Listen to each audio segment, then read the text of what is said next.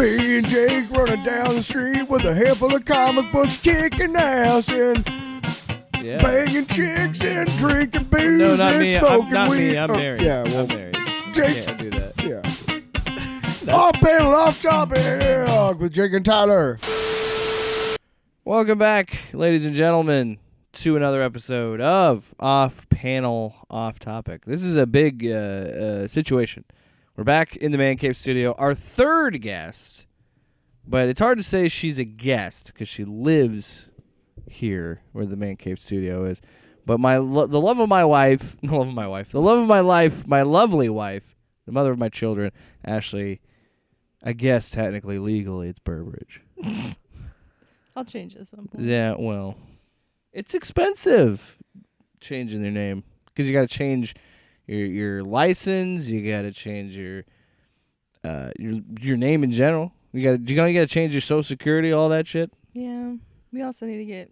There's just a lot to it, and let's be real, I'm just lazy. Well, I know that you're my wife. I feel like that should be enough. Anyway, I got other things going on in my life right now. Yeah, this is only the second time we've ever podcasted together. We've been together 8 years.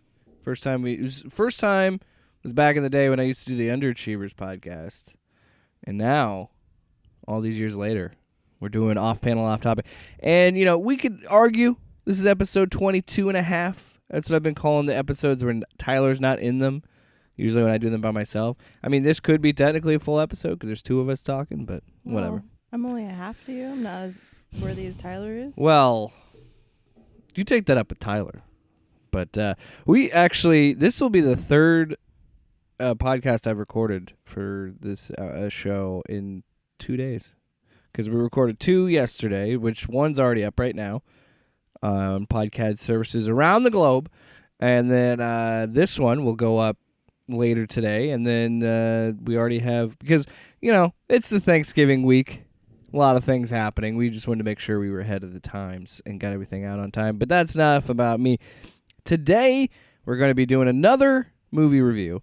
And now, a fun fact about this episode. I tried to get Ashley to do an episode sooner, but she said no.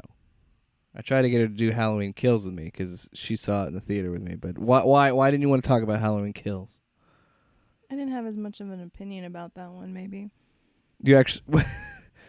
Well, I don't talk as much as you do. I don't know if you've ever noticed that. Yeah, I understand. I try to keep my opinions to myself, generally. I had a moment of clarity when I was talking to. I'm sure we'll be future guests on the show. I was talking to Chance and Sparks, and I was talking about the MCU, and I was saying I'm getting worried because there's like 16 Disney Plus shows, MCU Disney Plus shows, and I'm like, that's just too much to catch up with. And Sparks goes, you're a content creator, that's a gold mine for you. And I'm like, yeah, but I just want to watch things and watch them and not podcast about them. He's like, well, you kind of already dug that hole for yourself.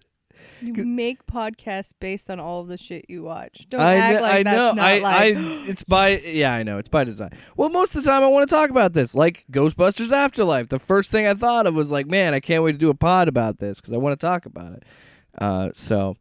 that's what we are talking about today. This review will be, of course, about Ghostbusters Afterlife. Now, before we get into it, of course, how we do reviews on this show is we give you some of our spoiler-free thoughts, what we thought about the movie kind of on a base level, and then we give you a little bit of time to listen to that, and then we jump right into the spoilers so you can stop listening and go watch the movie, or if you don't care about spoilers, keep listening. So, spoiler-free thoughts.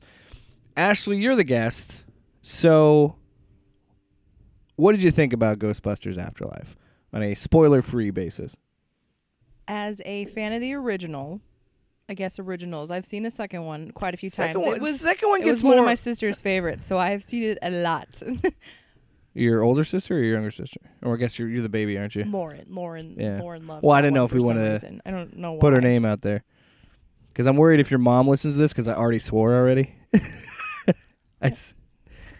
She won't listen to this. I don't think. Yeah. It's okay. Nobody listens. It's fine. I will say this. Sorry to interrupt, but I do think that Ghostbusters 2 gets too much hate. Ghostbusters 1 is clearly the better movie. I think the remake gets too much hate. I think the 2016 one? Yes, because I feel like the remake being made gave way to this one because it opened the door of you could make a new Ghostbusters. Ghostbusters 2016 walked so that Afterlife could run. Yes. Oh yeah, because whether because I don't think there is such thing as bad, good press is, bad press is any press. Whatever. I don't remember the fucking phrase. Any press is good press is the phrase. That's what I was thinking of. So I do think you're right in an aspect of, even though it got such negative reaction, it still was a reaction for Sony, and it was still had people talking about it. Yes, and it also introduced Ghostbusters to a new generation, being as how later on it was. I mean, obviously, so then it makes this one is very much fan based. Yeah. If you loved the first movies, you will like this one because it's so much nostalgia to it. It's fan service, the movie. Yes. And people are like, is it too much fan service? I feel like because of the hate that remake got, yeah, you almost had to make it the way it was. You had to make it fan service because so many people hated the remake. And that's also kind of funny because I was talking to Tyler about this, where because of the 2016 movie, I wasn't that excited about this one. When I saw the first trailer, I wasn't really impressed with it. And the first trailer didn't really hook me that much. And then after the second trailer, I was like, okay. Was it Paul Rudd? It was Paul Rudd for me. It's always Paul Rudd. It's always Paul Rudd. Yeah, but I think after the second trailer is when I started to come around to seeing it. And there's also this thing, too, because, look, I wasn't a fan of the 2016 version, but I'm also someone that I didn't... You don't like... any of those I didn't like half the cast. I like... I love them. I love Kate McKinnon. I like their humor, which if you don't like them, you're not going to like that movie. And, well, to me... Is it a cinematic masterpiece? By no means is it. But it also felt... It was enjoyable. I don't know. It also felt like a Judd Apatow version of Ghostbusters. And I know that Judd Apatow isn't like a producer on it. I know it's a Paul Feig movie. But it definitely has that Apatow sensibility to it, that style of movie where it's like, okay, there's your funny comedic actors, let's let these scenes roll, let's keep going. But then sometimes I'm like, just cut the fucking scene. Like there were several times and I was like, okay, we got the jokes in, let's cut, and then the scene would go on and I'm like, why are you still going? Would it have changed your mind if it wasn't who was in it, if it was like your Judd Apatow's, if it was like Seth Rogen, your Jay Baruchel? How do you say his name? You know Baruchel? Yeah, that guy. And like Jonah Hill. Yeah. Would that have changed your mind about it? No, because I feel like I would have been I don't want to see Seth Rogen and Jonah Hill in a Ghostbusters. So you didn't want a Ghostbusters remake. You wanted a sequel. You wanted the love letter that came out. Maybe that's the thing. But I was also someone that even when it was announced, before they even announced anybody that was cast in it, I was annoyed because I'm like, why are we making a Ghostbusters remake? And we had this conversation. I've had this conversation with friends too about this movie because honestly, Ghostbusters 2016 is not bad. It's not a bad movie. It just wasn't for me. Yeah. And you and I watched it together, and there's parts where I laughed and I had a good chuckle, but I was just like, this is not like. You were like, this isn't really vibing with me. It's an okay movie. Like I watched it and I enjoyed parts of it. Do I love all of it? No, I'm not a huge fan of Leslie Jones. She's a little much for me. But I mean, it's just that's my opinion.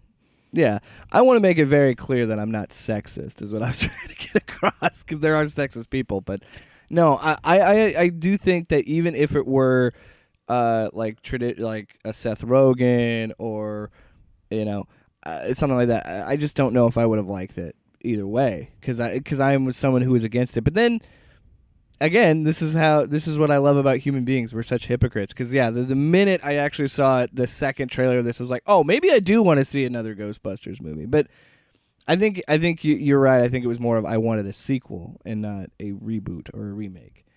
But yeah, do we think that it was worth the wait? Worth all this time between Ghostbusters 2 to Afterlife? I think it was worth the wait. I really enjoyed this movie. I really enjoyed it too. I feel like it is almost like a new generation. Like you almost had to wait this long to bring it back, because it's like all of the kids of the people that watched it originally are they get to watch it now, and it's like their Ghostbusters. And this one really drove home it's a family movie. Yes. Very heartfelt, very family-oriented, for sure. It has its spooky moments, but it's not too... And it very much is trying to go for a kid. And there were a good amount of kids in the audience. We heard them at the movie. I talked about our movie experience in the last episode of the show. Man. And I felt bad as I was talking because there was a girl and a family next to it, like a few seats away from us, and she like did these like little golf claps every time she liked something. I was talking to Tyler about it. And we were laughing because I was like, I don't want to be a dick and be like, oh wow, like let's stop, because I hate clapping in movie theaters. It's not the theater. They don't come out and take a bow when the movie's over. I don't like clapping. But then I was also like, you know what?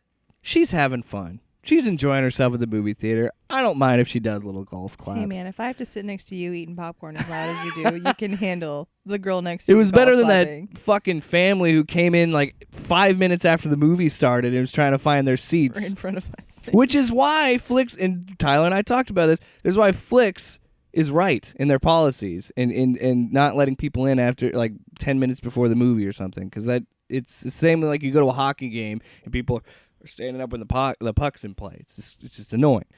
But no, I do think it was worth the wait. I think the absence makes the heart grow fonder. I do think that it is kind of funny because I do think you're right. I think Sony kind of made that Paul Feig Ghostbusters movie this sacrificial lamb to be like, hey, people might not like it, but is there still some box office interest in this franchise? Because if you think about it, Sony has Spider-Man, Ghostbusters, Men in Black. That's about it in terms of their big franchises. Because Sony... So Columbia Pictures is owned by Sony. Yeah. And so when you think... And that's the thing. Sony isn't as big as Warner Brothers or Disney. So they're kind of banking on Ghostbusters and Spider-Man to kind of carry them, which I would argue, maybe make some original stuff. But, it is what it is. I thought it was interesting that they did more of a rule setting for this. And I kind of like that they didn't go for being in New York City and they did something a little bit more... small town. Smaller stakes. I mean, not by the end of the movie, but yeah, I like the idea of having a more rule setting. Was it cheaper to not destroy New York again, do you think? Maybe. I would say COVID, but this movie was done. Like... Because the first trailer came out, like this was supposed to come out in summer 2020. So I don't think COVID impacted this, unless they did some reshoots, which maybe they did. But because I was going to say that maybe COVID was like the idea of the rule setting was done because of like it made it easier during COVID. But that movie was way in pre-production and all that before any of that stuff happened. But then I wonder. The Walmart scene, which this isn't spoiling anything because this is in the trailer. I'm wondering if the Walmart scene was done during COVID or like a COVID reshoot because there was nobody in that friggin' store. When Paul Rudd is getting his ice cream and shit, there's nobody in that store. I mean, it was late at night. I guess that could be the justification because it was. But I just thought that was funny because I'm like, really? Nobody is in Walmart at this time? I think the rule setting makes sense when you talk about where like the mine and whatnot, but that's a spoiler, so yeah, we'll get into that. And then just a few more spoiler thoughts. Or spoiler free thoughts? Do you think that this was satisfying, like a good? Because we've been waiting for years for a satisfying third Ghostbusters movie in the main. Well, technically the fourth now, but in the main canon, we've been looking for a solid Ghostbusters movie. Do you think it's it holds up with the other movies? I feel like it's almost because of who the director is, since his father directed the first ones. I feel like it is almost, and he has a huge involvement in this too. Yes, I feel like it's almost like a love letter to the first two movies versus being like a sequel. It brings back so much of the first ones and all the stuff people loved about them. It really did go for the Force Awakens approach. Yeah. But I'm not comparing it to Force Awakens because this movie actually has a definitive... It isn't cut and paste the same movie. No. But it spoiler free, it pulls a lot from the plot of the first movie. Yes. But it doesn't beat you over the head as the same beats. I mean, there are some of the same beats in this, but there is a lot of there's more nuance and different things in this movie. And I think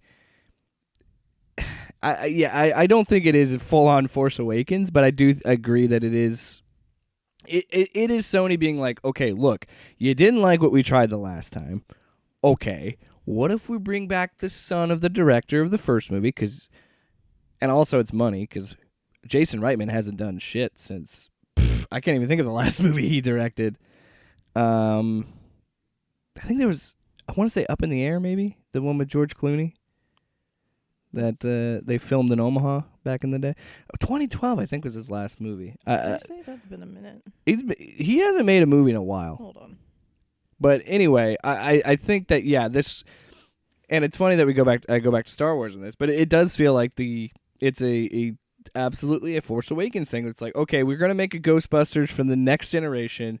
We got to acknowledge the past. We got to move this forward, and we have to do it. We have to do it in the right way. It's just complicated. I think it's smart that He's done several movies since then. When was the last one? Well, other than the home movie of The Princess Bride that they did last year, The Front Runner with Hugh Jackman. Oh, I like that. I actually really like that movie a lot. Yeah, now you feel dumb, don't you? No, I don't feel dumb because that movie didn't make shit for box office. So that's why he's back doing Ghostbusters. Okay. He's in a lot of Charlize Theron movies. The Ron movies. He's totally young adult. But yeah, before that, Up in the Air, he did take a little bit of break there. Didn't he do Juno? Yes. Juno. Maybe I don't like that movie because they made Jason Bateman a dick in that movie. Yeah, because you love Jason Bateman. Because Jason Bateman is a treasure and must be protected at all costs. What made me laugh is I was sitting there watching. I think it was he's doing car commercials now. He's like VOing car commercials now. And I think it was like Hyundai or something. I was like, man, I traded my car now. If it's good enough for Jason Bateman, it's good enough for me. You know what else is good enough for Jason Bateman?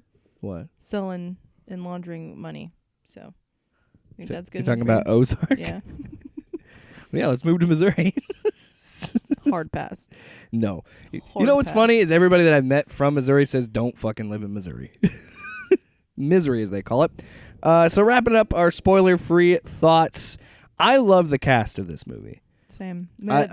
McKenna Grace she does a great job as Phoebe. As Phoebe, the essentially the Egon stand-in, because she's so much like him, and the hairstyle, the glasses, she's a genius. Like, I think I think it was smart to rest the movie on her shoulders. Yeah. And that's a lot to ask for a child actor, a franchise coming back, but she's done a lot of work though. Yeah, but it's just I like the fact that they went with a kid to rest this on, and it plays back into that family approach and moving the story forward in generations forward. Finn Wolfhard's great; he's always great. He it's really weird seeing him grow up. Because I always will look at him he's got a real hard mustache shadow too. And yeah, I was like, and it's so weird to hear his voice be deeper. And I'm like, wow, man, you forget how Stranger Things 4 is going to be weird because there's been a lot of time in between those seasons. Because Millie or Bobby Brown. Why did I say Millie? It's Millie Bobby Brown. Oh yeah, she's grown up. She's definitely matured. Like he's clearly teenagers at this point, so you're gonna have to time jump with this show. But I think he was great. Who was the mom? Because I liked her a lot too. Carrie Coon. I feel like I've seen her in other stuff, but I think she does. Honestly, the whole cast is great in this movie. Of course, Paul. We are at the point though that she was in The Leftovers. Oh, I've never seen that, but I've seen her in like promotional stuff for that. But I do love that we're at the point now that Paul Rudd just shows up in movies and just does Paul Rudd stuff. She was in Avengers. What? In Infinity War. There's even bigger MCU connections now? It's all MCU. There's so many MCU. There's no way that you don't have a 6 degrees of Kevin Bacon in the MCU. Oh yeah, there's no way you can't. You don't have 6 degrees of MCU. Paul Rudd is interesting because they kind of went the opposite direction. Because Paul Rudd, no spoilers. He's kind of. I think of him as kind of the Rick Moranis. Proxima Midnight.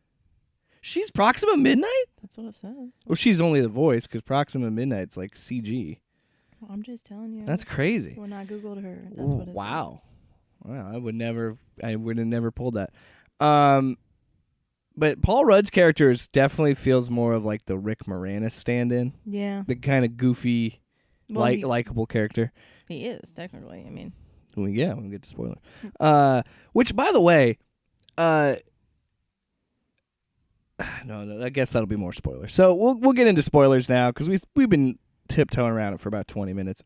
So yeah, overall, our thoughts. I loved it. I thought it was a lot of fun. I thought it was worth going to. If you need to get away from your family on Thanksgiving, this is a perfect movie to get away from your family. Or if you want to take your family to a movie, this is a great movie to do that. Do you think you need to watch the first movie before you see this movie? I think yes, because I feel like a lot of the story beats, a lot of the Easter eggs will only hit if you've seen the first movie. Now, like, could you understand it without seeing the first one though? Yeah, but why are you? My thought is, why are you watching this if you haven't? I know, it's such fan service that you're honestly losing out if you don't watch the first one. I do think you could watch it without seeing the first movie.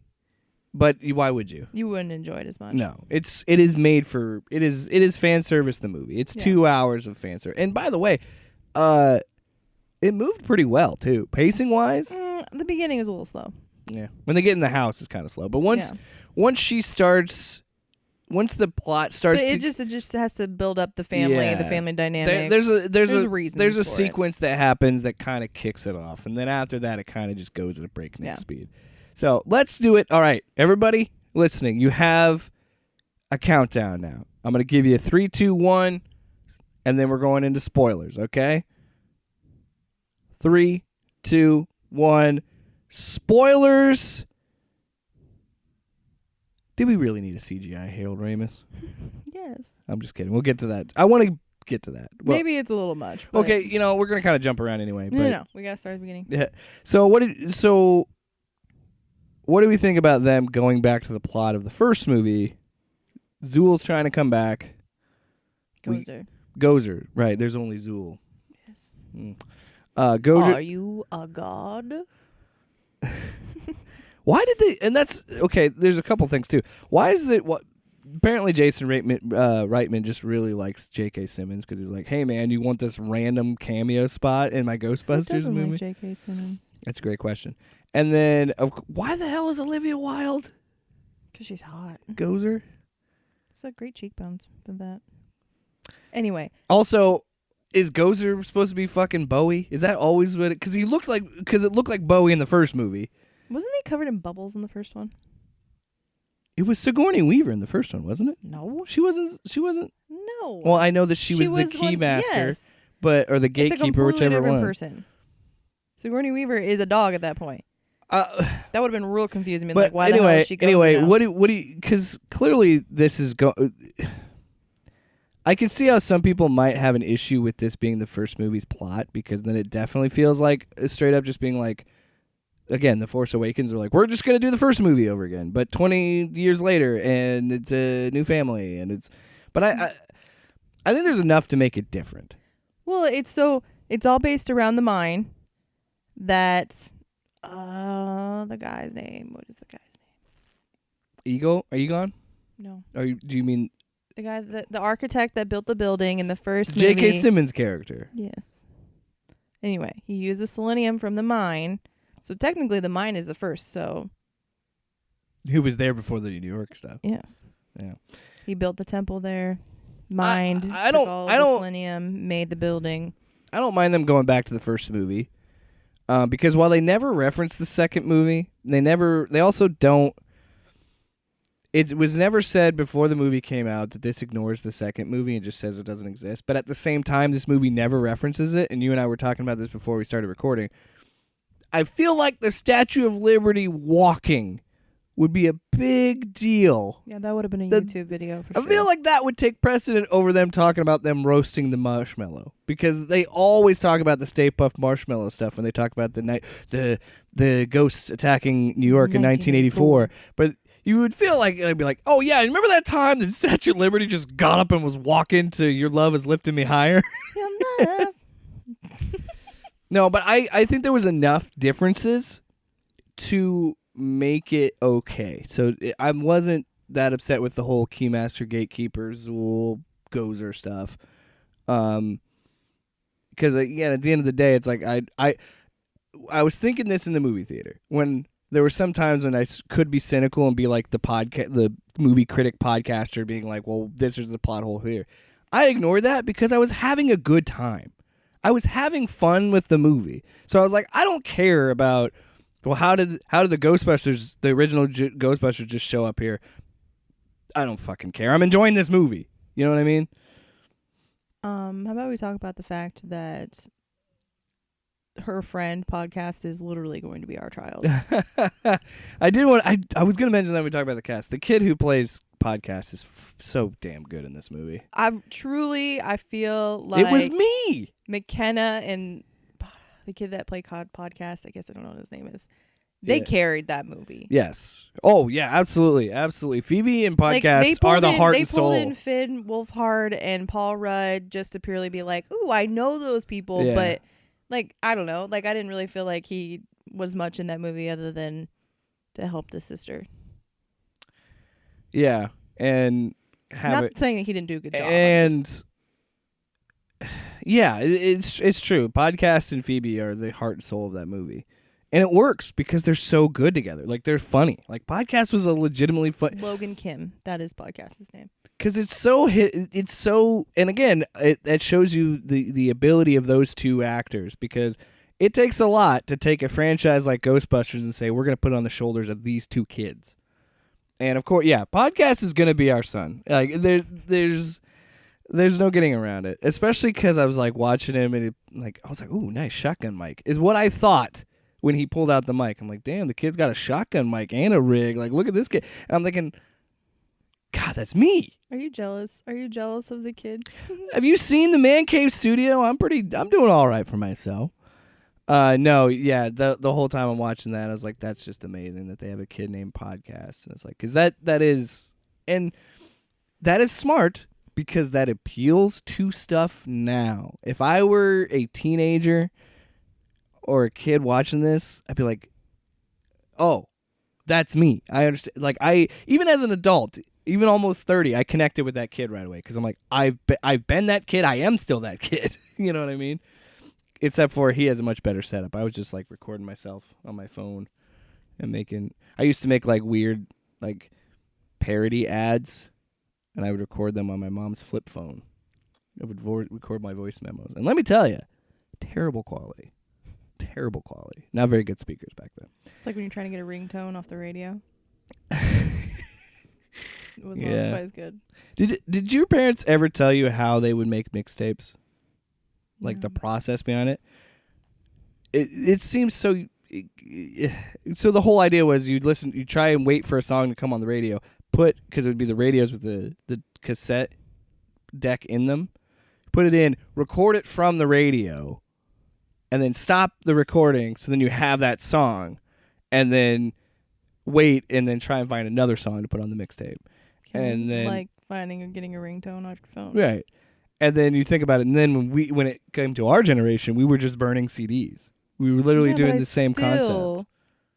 Had to steal it off of stuff. LimeWire. Yeah. Napster. Just fucking Napster. That meme of when you give your computer AIDS just to get free music. It's true. Gosh, our internet was too slow for that. Man, you want to talk about the Wild Wild West? It was LimeWire, FrostWire. Yeah.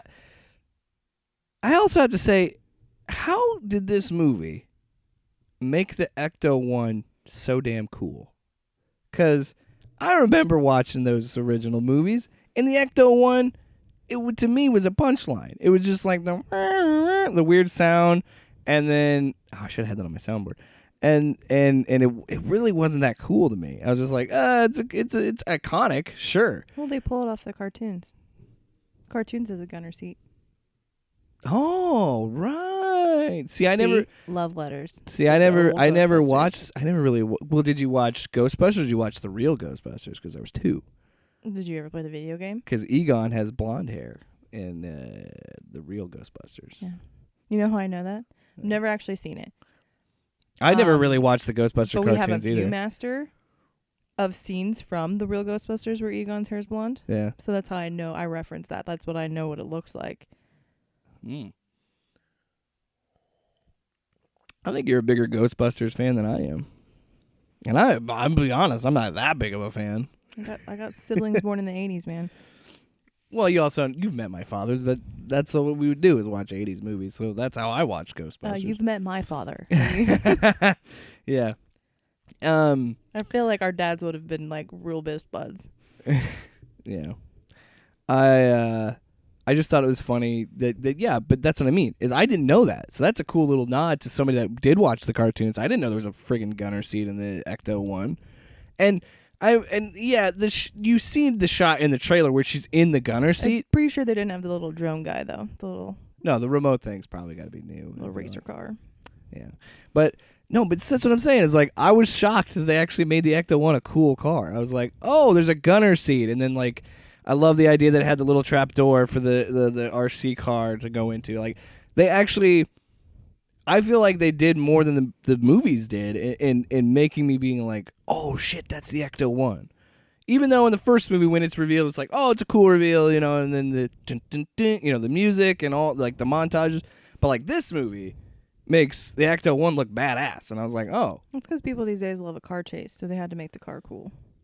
And let's be honest, there aren't, other than the third act, there aren't a lot of big set pieces. So I think that was like one of the main set piece was like, we got to get the car and we got to get the gunner seats, and that was also the way to like show to the town like, hey, these are the Ghostbusters. You also couldn't have an Ecto-1 with the gunner seat in the middle of New York City, which pulls in the rule setting.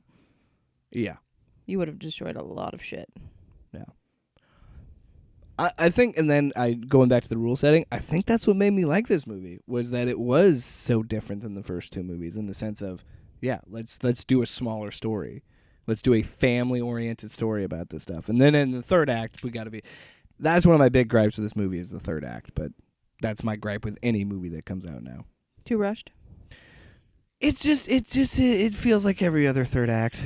It's the big thing, the big giant CGI fight that happens in every movie now. It's like, so you're upset that every movie ends with a climax and a resolution? No, it's not that. It's just every movie has the same climax is what I'm saying. And it's not the movie's fault. It's us. It's the audience, because that's what we want. Would you have felt differently? Well, no, because that would have been big. What if the Stay Puft Marshmallow Man came back? The big one, though. Not the little guys. The little guys are see, cute, now I feel like that would have been too much. I think they were smart. And, hey, props to this movie for having the unbelievable restraint to not play that fucking song until the end of the movie. Like, I was shocked. We didn't even, because I don't even think we even got like little tones of the song, like different notes, different styles. I did love how at the beginning of the whole movie, though, they play those chords that were in the library scene. Yeah. Because I was like, that sounded familiar, but I didn't know what that. Yeah. Okay. Yeah, that makes sense. They actually got. I was reading stuff earlier about this. They actually got the lady. You came prepared. I did. The lady that played. It was like a specific instrument. No, I can't remember what it was. But they got her to come back. It was the kazoo. It's not a kazoo. What if it was though? Like, come on, that would different movie. What a story. That wouldn't be like, ooh, scary ghost. It'd be like, the fuck is coming? No. It's an alert. They got her to come back anyway and to play that over again. That's awesome. See, that's the little shit like that I love. The little nods. See? Love letter. A love letter to Ghostbusters. I'm not disagreeing with you. Why are you saying it like I'm disagreeing with you? Because I feel like the other night you were like, meh. Your first reaction, you were kind of like, meh. I could understand how you might I'm not. over here crying, and you're just like, meh. I could understand how you thought I didn't like it because I was kind of muted in my response. But the more I've thought about it, getting ready to do this, I loved it. I really did. And I totally agree with you. It is worth going to see at a theater. It is worth seeing on a big screen. Like I said, Thanksgiving, perfect timing. They knew what they were doing. If you want to escape your family or go with your family, this is the movie to do it. But yeah, the Ecto one was dope. I was surprised. I want to go on a tangent while you're looking that up. Can we talk about Muncher? So Muncher, rather than just bring back Slimer, which again, I'm surprised they didn't do. Well, I'm surprised they didn't bring back Slimer. It would almost be, if like Slimer came with, it would have to be like he's like buddies with. Yeah. Like at that point, like why would Slimer be there? Hot take. Also, they would have destroyed Slimer in the first movie. Flaming hot take. Flaming hot take. I don't like Slimer. I don't like Muncher. They're not ghosts. How are these glob things ghosts? Tell me how they're ghosts. Make it make sense, movie. They're ectoplasm. What is ectoplasm? I don't know. I'm just Ghost jizz? gross. Your face. Gross. No, Muncher. So here's my problem with it, because you and I had this chat as well. Josh Gad is the voice of Muncher. Ivo Shandor. That's the mine guy. The J.K. Simmons. I would be like, hey, cool, Josh Gad's going to voice the characters. Does that mean he has lines? No! Muncher just munches. No, he like screams and stuff. Then get some random voice actor. Why? Josh Gad is like Chris Pratt. Josh Gad is the Chris Pratt of animated movies, and now Chris Pratt's taking that from Josh Gad, where he just shows up randomly. Like, why is Josh Gad in this movie? Why is he the Muncher guy? What is this? It's like Odes Marnot. That being said about Muncher, I do think it was cool that his like power set was, yeah, he eats the metal, but then he spits the metal back out like they're bullets, which I thought was a cool little touch. I like that a lot. But what did you think of? Also, Muncher worked on these people that we were seeing the movie with, because the girl or the family that was a few seats away from us, she was actually, and I told Tyler how I came around to the golf clapping and enjoyed myself, was because she was someone that was like me at wrestling shows, where I boo the bad guys, I cheer the good guys, I do all the things that the wrestling show wants to do. She was doing that for this movie. So there's a scene where Muncher is trying to, he gives them like puppy dog eyes, and the girl sitting a few seats from us literally made it like, aw sound. It was cute. And then he opens a fire extinguisher on them. So I liked. There's some things I just am frustrated because I'm like, why the hell is Josh Gad in this movie? He's not even making. He's just making sounds and then eating. Lame. Don't like it. Oh, maybe I'm being a curmudgeon, but I don't like. I don't. How do you like so how upset about this? Because you didn't even know it was him until after. Because Slimer, just narratively, Slimer and Muncher don't make any sense to me in these movies. Not even in the first movie. Even if you could say they're ecto ghosts or whatever. It's like, but why? Why? Comedic relief. I guess. It's purely what that is. They made it. They had another one too in this movie that shows up. He doesn't do anything, but there was like one with like the eyeball. One. It was like a cyclop looking one, or did he have? Yeah. So he's in it, but whatever. It's fine. It's serviceable. Anyway, this instrument that this lady plays. It took you a long time to find. No, I was reading more into it because it's very interesting looking. It's like a keyboard attached to stuff. But it's just like literally just creating wave sounds. So it sounds like an instrument I would like. Yeah, I mean Daft Punk uses it sometimes in their music. Make my. It's used in a lot of science fiction and horror movies because of the noise that it makes. So yeah, makes sense. So so it start like the beginning, like when they're getting the house and everything. That's her. Yeah, that's pretty cool. They brought her back. That's such a great scene, the library scene in the first movie. Get her! Yeah. So good. Well, then that's actually funny that you bring that up, because I was thinking about this too, and you and I were talking about this. the first movie actually has legitimately spooky parts in it.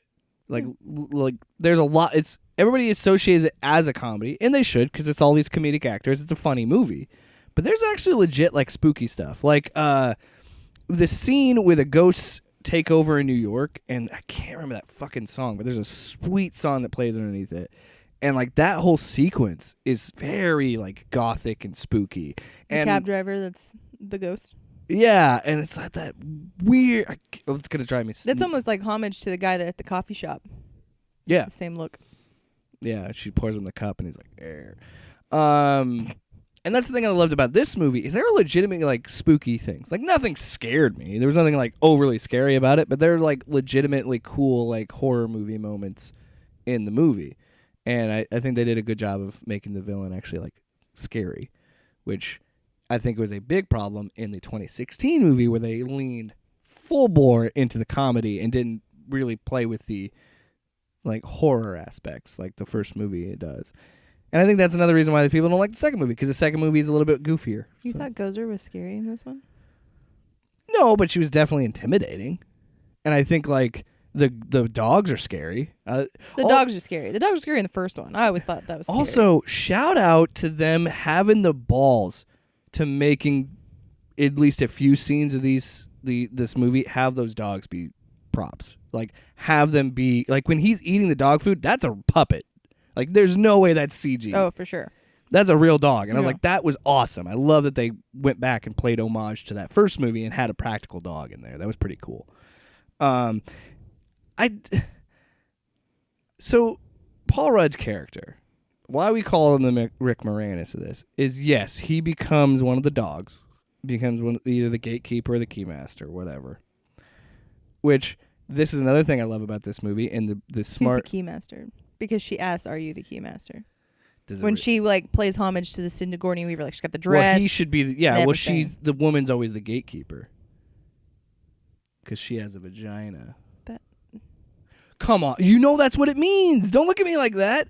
Dan Aykroyd was the sick bastard who said, hey, let's have these dog-possessed people fuck. That was his idea, not mine. I honestly, I don't know if it's just, being naive as a child, didn't realize that they had to have sex to open the gates. Well, yeah. And did you forget when you were a child, did you not realize that he was getting a blowjob in the first movie? I knew what that was. I wasn't that. But I didn't like... But that's what I mean. You forget that's in the movie. No.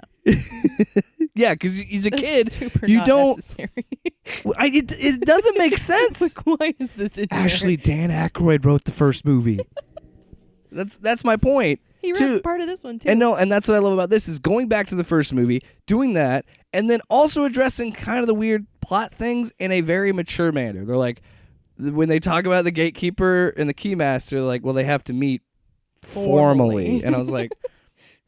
And then there was a great bit from podcast. He was like, I think he's trying to bone your mom. I was like, that was pretty funny. And then the fact that she's like, yeah, it makes me want to, on the inside, I want to throw up, but I don't show my emotions or whatever. Yeah, okay. So, Phoebe almost shot a damn cop. Hold on. My dog's in the man cave studio. I want to see if I can get his dog sleep sounds. Oh, my mic won't go that far. I go to the shorter mic. He's cute. He's making sounds. He's having doggy dreams. But no, I love the dogs, how they looked, but I was I'm such an idiot because then you said it, and I was like, oh yeah, duh. Because when we see Paul Rudd, there's shots in the trailer where he's in Walmart, and then we see the little Stay Poofed marshmallow men, which surprisingly got very graphic because they're all popping. Stay poofed? Stay puffed? Stay puffed? Stay puffed? That's it. What's the difference? How do you say puffed? Is it puffed? Stay puffed? Go see this. I don't know. You go stay poofed. Stay poofed? Yeah, you're right. It's puffed. Shout out to my wife. This is how dedicated she is. She's like, if I'm going to guest on this show, I'm going to have IMDb ready to roll on my phone. And she's got a Loot Crate exclusive that she somehow found at a Target. That's a Loot Crate shirt. This is from JCPenney's. No, but that's the thing. It has Loot Crate branding on it. So somehow somebody sold that to JCPenney and then you bought it somehow. But it's a Stay Puffed s'mores kit, and it's the Stay Puft Marshmallow Man. He's on fire. He ain't afraid of no roast. Nice. Which is funny considering they It's climb on the grill and that's make what I mean. s'mores They with roast themselves, in and maybe they were onto something with that Loot Crate shirt. But no, that sequence is, you saw most of it in the trailer, and there's a clip online of it. But the Stay Puft Marshmallow stuff, I was like, I thought it was cute. It's showing up again at the end. I was like, of course. Like, I was just, that's another thing too. This movie, I had so much fun with it. I didn't mind moments where I was like, yep. Like, we're checking boxes here towards the end of this movie. Check, and awesome. And I didn't mind that, but I loved the ways that these Stay Puft Marshmallow Men were killing each other. I'll be honest, it was pretty damn funny. Like when the one they're just so happy about it. Yeah, they don't realize. And I was thinking, I'm like, well, I mean, they probably don't feel pain. They're just marshmallows. They don't even care. But you saw the one where he lays down on the graham cracker. They melt the chocolate. One of them jumps into a blender and gets like splatted on the thing, and then you see him smile afterward. And I was like, is that how they get away with it? Is this like, well, one, they're marshmallows, and two, look, they're smiling. We're not really hurting them. Yeah. And then you had they're on a grill, and then one of them is walking, and as he's walking, he's melting into the grill. And then apparently, you said that he throws a thumbs up, which is a reference to Terminator 2. So I was like, yeah, all right, I'm okay with that. And then we see the dog, and the dog, we just said this, it does look scary. I like how scary the dogs look. And when he chases Paul Rudd out of the Walmart, Paul Rudd jumps through his windshield because it was already busted when they turned on the trap earlier in the movie. Jumps through his windshield, and then the dog attacks him. So this is how stupid my brain is. Like, oh, in the split second between you said, oh yeah, he's the keymaster. Like, before you said that, I go, oh man, they really just fucking murked Paul Rudd like that? Like, that's what I was thinking in my head. And then you said keymaster. I was like, right, because they get possessed. And yeah, that's what happened to Rick Moranis. And why isn't he in this movie? He's taking care of his kids. You're gonna tell me he can show up? He can show up for Ryan Reynolds' Mint Mobile commercial, but he can't show up to be in Ghostbusters Afterlife? Yeah, but what would Harold Ramis is dead, and he's in this movie. What would he have been though? How would he? You're right. But they fucking shoehorn in the receptionist. That's fair. He could have probably been in the inn, and the spoiler when they're all at the firehouse. Yeah, when they're he could have clearly been there. setting up the next movie. Because was he a lawyer? Oh, I can't. Was he the lawyer or accountant? He was an accountant. Can we talk about? He was a poor accountant. Can we talk about they went out of business fast? How great Rick Moranis is in that first movie? Because how great Rick Moranis was in general. Good dude. But just when he's throwing that house party and he's just so lame, I'm like, I've been that guy. You guys having a good time? Okay, all right. Don't have sex on my hammock. Don't. If you have a friend, if you're in college, if you're listening to this show and you're in college, which I know you are because overwhelmingly our listeners are in their 20s. If you're still in college, don't and your buddies in a fraternity, don't let them convince you to be a party house. Just don't do it. It was fun. It was fun until people they did clean up after themselves, so I'll give them that. But I'm just saying, I was mostly upset because that was the cleanest your house that was my daytime afterwards. Hammock that I like to use sometimes, and I didn't want to have people fornicating on it. All right? They were. This review got off the rails quickly. What were they? What were they informally? Oh my God! What would they just? You just said it. I have baby brain. Formally? They were the keymaster and the gatekeeper. Yeah, so those people were meeting formally on my hammock. Yeah. Well, I didn't agree to this. I'll never forget that. The secret handshake. I'll get off this topic here after this, but I'll never forget because I think you were there that night when the hammock one. Yeah. When I went in there and they were, and I'll give the man credit. It was gonna be there were two women, so I was impressed. But I was just like, hey, what did I say? No banging on the hammock. I had one rule. And I think that was the same night you and I went to bed early and we could hear in the basement Luke start playing Prince and get booed. And then because it was hooked up to his phone, his headphone jack, you could hear it go punk. You could hear him take it out and be like, fuck you guys. Take it out and walk out.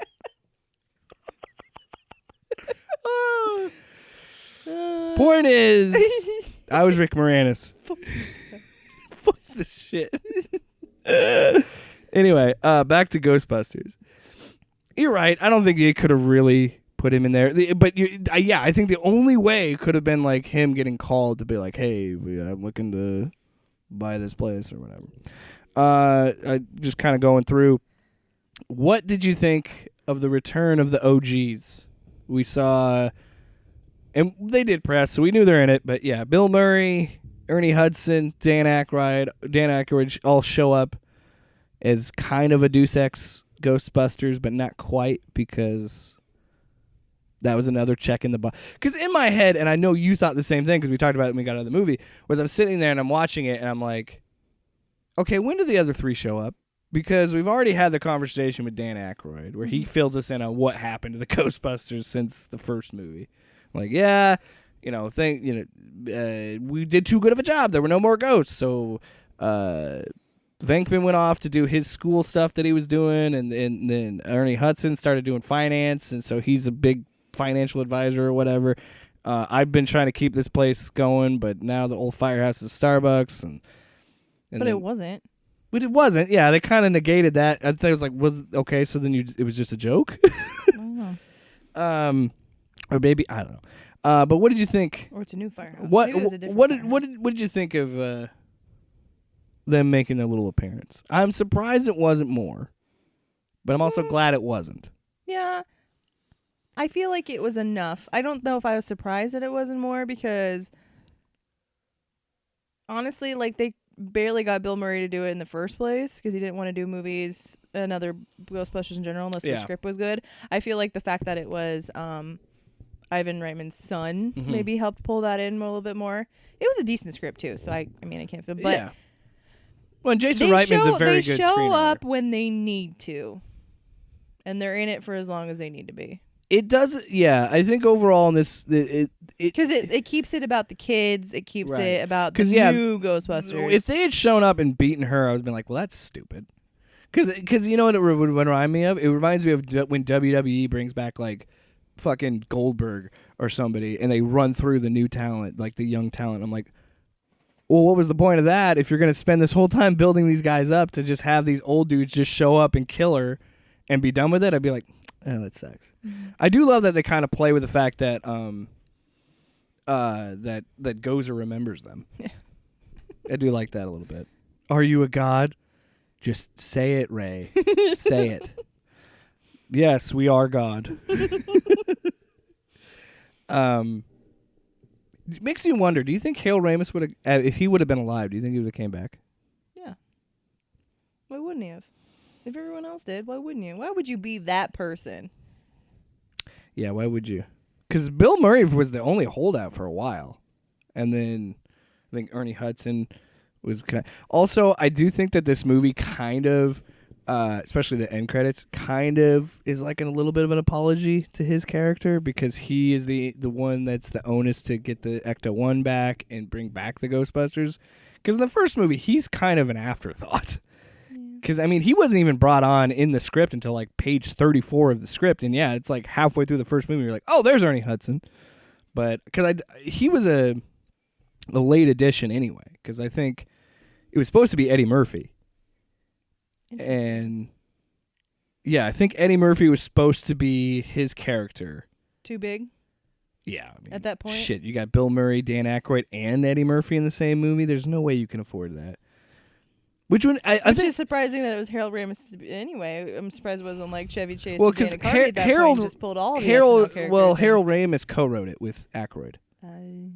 Yeah, which would make and I think that's why the movie is so successful, because of Harold. I think Harold Ramis reeled Dan Aykroyd in, because I remember one of the first scripts they were going to space at some point. Yeah, Dan Aykroyd probably made that shit real weird. Got that fast. Crystal Skull vodka, babe. Which good on him.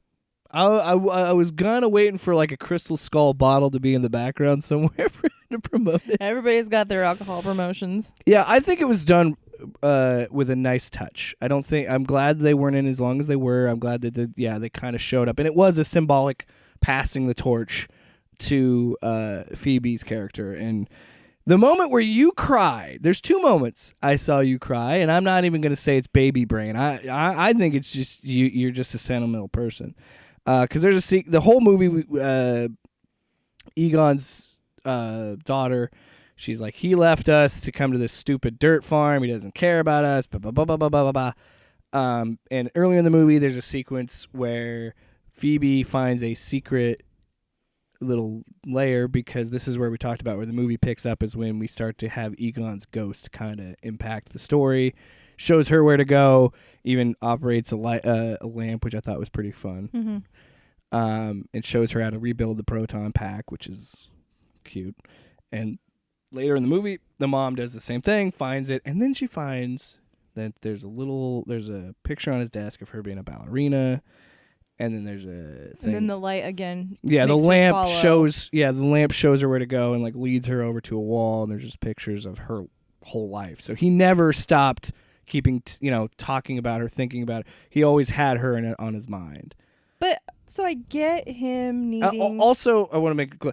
Egon is a nut job to everybody because Egon says, we didn't finish the job. Gozer's going to come back is his whole thing. The apocalypse will still happen. Yeah, We need to Gozer's make sure still we're prepared. strong. Yeah, Gozer still exists or whatever.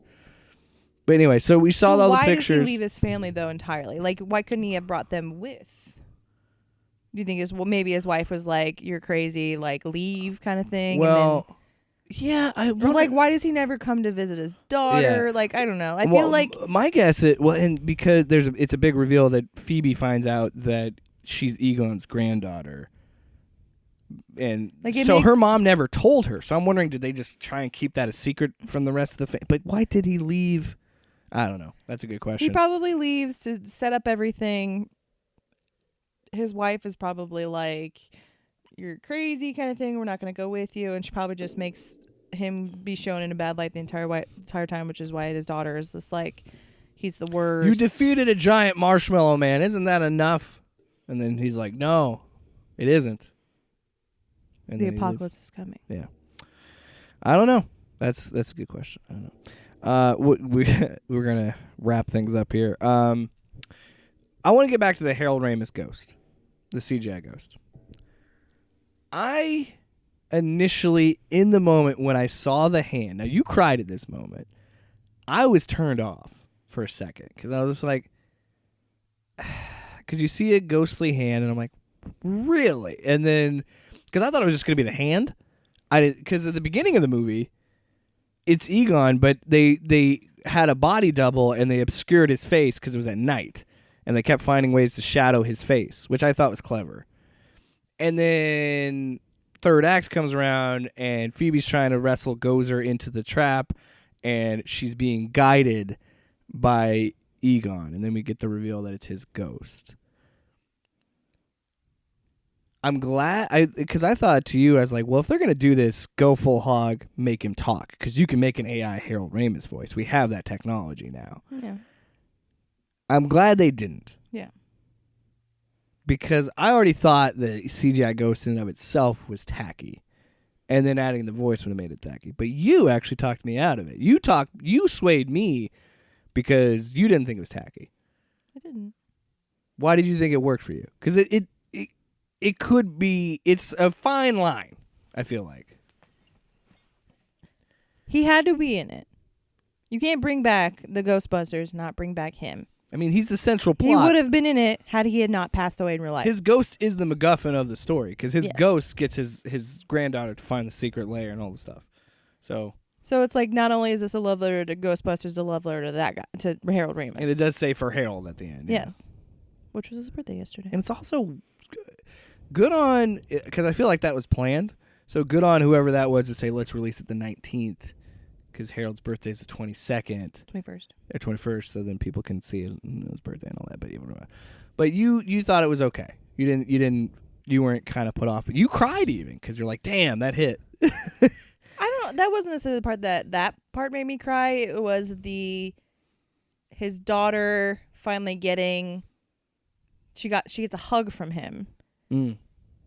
It's like their relationship has been like. I mean, she sees the picture. She knows she gets that the closure. She knows that he has always been watching for her, but this is why he was not there. This is what he was trying to do. He was trying to save the world. Yeah. He was trying to basically save her. He always loved her. Yes. So she gets that hug from him. That's what got me. Yeah. And then it's this is also like, and then he's like, he's dead in real life, and then his ghost like disappears, and it's also like, holy shit, like they're all really old, and like they're all gonna die. I don't honestly, know. I'm I gotta very say, upset when Bill Murray dies. I gotta say, of the three of them, Bill's looking the worst. And damn, Ernie, man, he aged well. He did. I don't know. I'll be upset when any of them die, but yeah. I almost said the phrase, but I don't know if I'm allowed to as a white person, It's so I'm not gonna say it. He aged well. He aged well. Dan Aykroyd, I feel like that's such a white guy response. I don't know if I could say it, but he looks good. He looks good. We'll just put it that way. Dan Aykroyd surprisingly looks better. I mean, he's bulkier, but he's Don't big. judge, man. I'm a chunky boy. I can say that. Yeah, and I do like that. I think you also cried when Dan Aykroyd apologized to Harold. He's like, "I'm so sorry," but I think, to me, what made me okay with it and what made me come around to it was the fact that he interacted with all three of them, and I don't think those three would have signed on if they didn't want it to be in the movie. You know what I mean? Yeah. Because they would have said, no, this is too much. Well, I guess that part might have made me tear up a little bit too, because it's like they get to talk to him as if he was there, even though he's not. Even though when they're filming, he's like one of their even though they're filming, friends. There's nothing there, but they know that's their chance. Which is, I feel like Dan Aykroyd tears up a little bit too when he says it. Oh yeah, his voice cracks for sure, and I think that's a genuine response. Yeah. Heartfelt, man. Yeah. It got me. I think that was, it's funny that they did that too, because there was a draft of the third movie where it is a new team, and the original Ghostbusters are ghosts that help them, which I thought would have been kind of an interesting plot, but. I think it was Bill Murray who shot one of those ideas down. He's like, I don't want to be a fucking ghost. Yeah. If I'm going to be in it, make me human. Yeah. But also that is kind of something that you can do with this movie, is be like, well, it's about ghosts, so we could technically keep Egon in the movie doing ghost shit. Also, again, amazing restraint that they waited for that Harold Ramis reveal until the end of the movie, when they could have easily just had him in the movie, like, before, look down here, instead of being a lamp or something, which is smart that they did it that way, because because again, I think because it's as little as it isn't tacky. But if they would have had him just fucking walking around having a good old time, then it would have been a little bit much. Yeah, but because when they leave Gozer out, it's like all of everything, all the evil, all of the ghosts the go dead, back. Yeah. All they go to their resting place or whatever. I liked it a lot. I will say one thing that I did love about the end of this movie is they go into the lair, Gozer's lair, and they have dates. And they have different dates of human tragedies and catastrophes. And they have 1945. And they're like, what didn't happen in 1945? Which I was like, yeah, we all know that's a World War II reference. But then if you look at the end, it says 2021. Now, if you remember, this movie's supposed to come out in 2020. So I'm sitting there thinking, and I said this to you in the theater, I was like, well, they clearly digitally put a 1 on that wall. Like, just made it carved into there. Yeah, like a Sharpie. Real quick, sequel predictions. What do we think? Because we were in a packed theater. I have not seen the box office numbers, but I'm sure this made fucking gangbusters, and it's going to make even more money over Thanksgiving. Like, you can't tell me that if you haven't seen it this weekend, you're going to go see it with your family over Thanksgiving, I feel like. So they're going to make a sequel, and the post-credit scene is obviously setting up a sequel. Yes, but if they the reason that the Ghostbusters stopped is because they didn't have any more ghosts in New York. They did their job too well, and if they defeated Gozer, would there be ghosts still? I mean, all the ones that got let out. Because Gozer's the god of the dead that wants to walk amongst the living, right? Yeah. So like when all of those souls escape after like Paul Rudd, they go into the stars, proton pack, and they all come out. And so like the big guy, the Cyclops guy, like you were saying, like the old guy in the coffee shop. So those are ghosts that let out. So are they out now? So they have to capture them. I don't know. Who's the bad guy now? Like you've already defeated Gozer twice, technically. Yeah. I'm saying we should bring back the baby from Ghostbusters 2 and just say fuck it and do the plot of Ghostbusters 2 in the 4th Ghostbusters movie of the main canon. Or, hell, have fun with it. I wouldn't be against them bringing in Ghostbusters 2016 at some point and just doing because apparently everybody wants to do the multiverse shit. Why not just bring those guys in and be like, oh, yeah, they were... Yeah, they won't do that. But you can't because story-wise, you'd have to find a justification for them to exist. But 6 degrees of separation MCU. Chris Hemsworth's in that movie. Yeah. I'm just saying, 6 degrees of separation MCU, the Ghostbusters multiverse. Let's do it. No, I'm already sick of it. I'm going to be honest with you. I'm excited for the Spider-Man movie. I'm excited for Doctor Strange, but I'm already over the multiverse shit. And it just started. I don't think they should make another Ghostbusters. I don't either. I think they should end this one. I know that they probably will continue to go with it because I'm sure it's going to do well. But this is a perfect They end. pulled in a good cast, so if they do continue with it, I'm sure it'll be good. But and the only way it's going to work is with Ivan and Jason Reitman again, because to me it's shown that those are the only the Reitman clan is the only ones that know how to do this properly. I think, and I think it only works because he had such an involvement from his dad with this production. But yeah, I agree with you. When I saw the ending and I saw the post-credits scene, I was like, I don't care. Like, it wasn't that I don't care. It was just like, this was a good enough ending for me.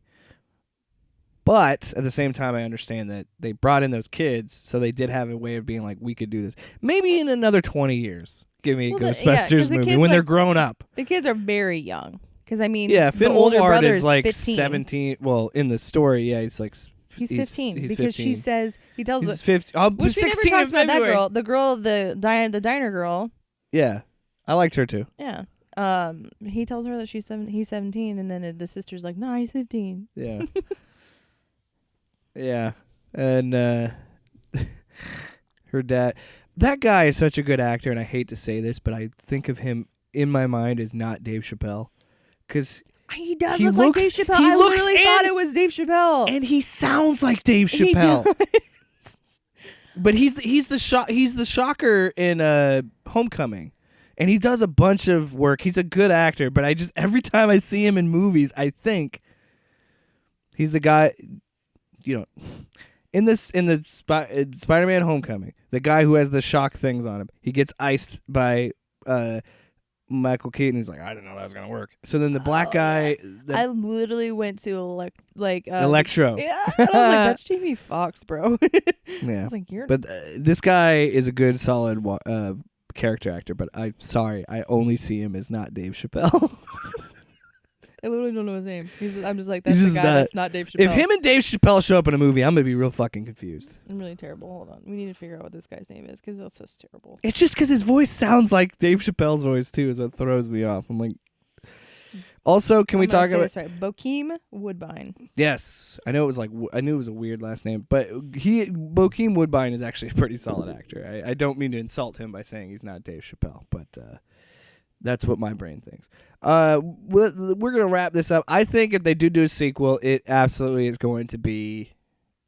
I feel like you have to do the same thing and take time and let them... I wouldn't mind seeing McKenna, whatever her name is, being Phoebe again as an older version, like 10 years down the road. They won't do that. But they won't because they got to make money now. Well, they picked a good cast that they'll use them somehow. I mean, they got Paul Rudd. Yeah. Paul Rudd, who doesn't age. Yeah. Anyway, thanks so much for listening to an episode. This is an hour and 8-minute long podcast. I have things to do and I'm running late. That's how much I love this movie. So yeah, I clearly we both love it. We spent an hour talking about it.